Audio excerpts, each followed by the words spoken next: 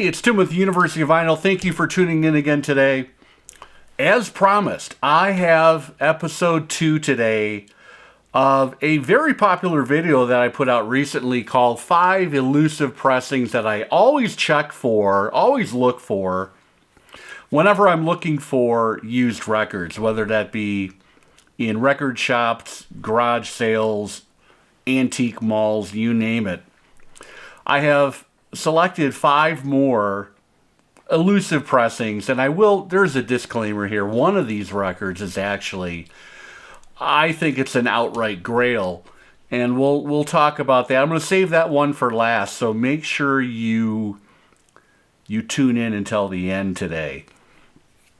All right, let's get started. In 1973, one of my favorite bands in the UK put out their second record. It's called For Your Pleasure. It originally was released in the UK on Island Records, and in the US, it was on Warner Brothers. Here is the record in question.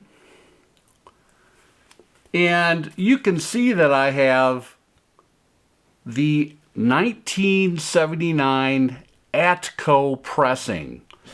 Here is a closer look. This record, if you find this record and the first 4 or 5 titles from Roxy Music, and if you see them on the white Atco label, do a quick check and look for GP in the dead wax. It'll be AT and then kind of like an at symbol with GP. GP is George Piros. Now, this may or may not be controversial, but the real Roxy purists out there, they think that the Pink Island original UK pressings for Roxy Music are the be-all and end-all. They may not have realized or may not have taken the time to give this Atco label a chance on these 1979 reissues and remasters by George Piros. I will tell you that I had an original Warner Brothers For Your Pleasure. I have never heard the UK pressing. But there are people that I commiserate with over Instagram, etc., forums. Those who are in the know, and those who are believers, believe that George Piros, when he did these remasters in 1979 on the first 4 or 5 titles, these are the pressings to have if you are a Roxy Music fan. If you are sick and tired of the original Warner Brothers pressing on this record, by all means, keep your eyes peeled for the Atco, because this is a breathtaking listen. There is clarity, there is air, there is separation, there is a lack of muddiness. There is a really nice responsive bass. The drum sounds and the drum fills on the title track, For Your Pleasure, the last song on side 2, an otherworldly song with reverberant and reverb-drenched Brian Eno piano, and the aforementioned drum fills by Paul Thompson. Absolutely amazing.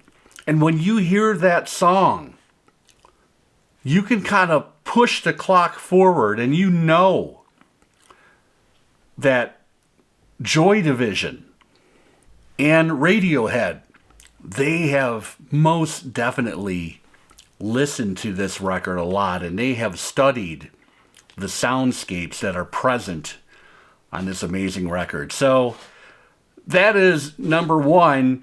Look for a 1979 remastered US cut on Atco for Your Pleasure.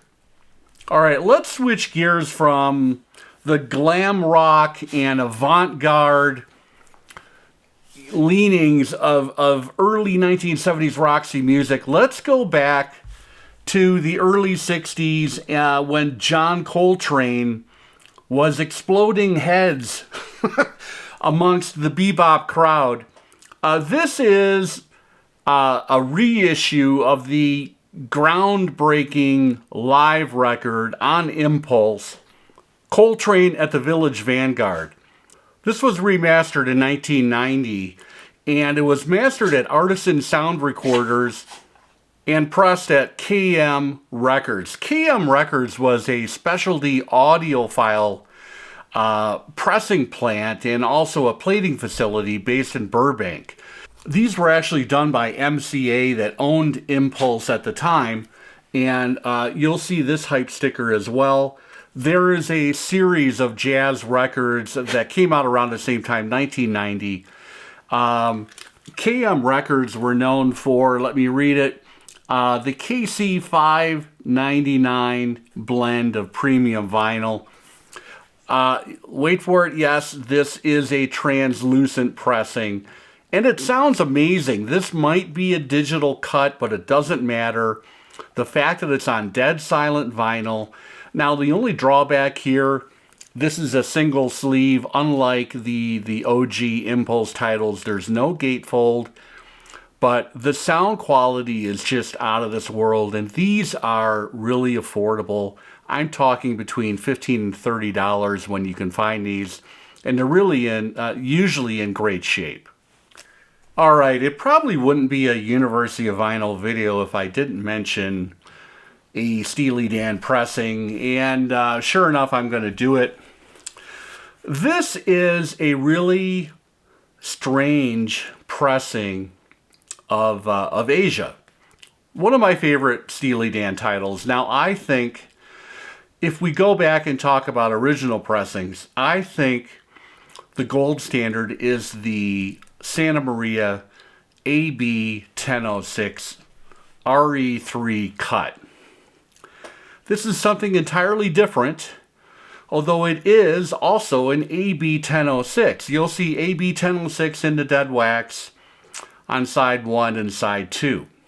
You will also see it on the spine. That's probably not going to focus, but take a close look at this jacket. You noticing anything different here? It's not a gatefold. And on the back cover, in the credits over here, you will see printed in West Germany. The weird thing is there is no other indicator here that, you know, usually if it's a German pressing, you'll see a price code up here, and there's nothing here. Also, the European and German pressings, the original pressings that came out in 1977, and the represses that came out in 79, the dead wax is totally different. You won't find AB 1006. On this record, you do find AB 1006 in the dead wax. And putting this on the turntable, I compared this versus my favorite Santa Maria AB 1006 RE3. This sounds really, really good. And dare I say, I'm having a hard time noticing any differences between this pressing and the US Santa Maria, the OG. Case in point, Black Cow.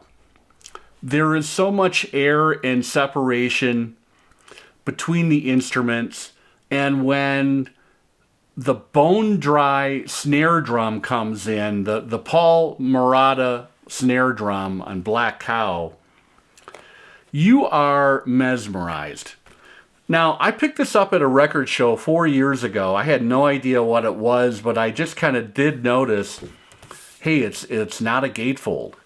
Now, the drawback here is you are missing all of the lyrics, all of the individual personnel on every track that you get in this beautiful heavy cardstock inner on all the other OG US pressings.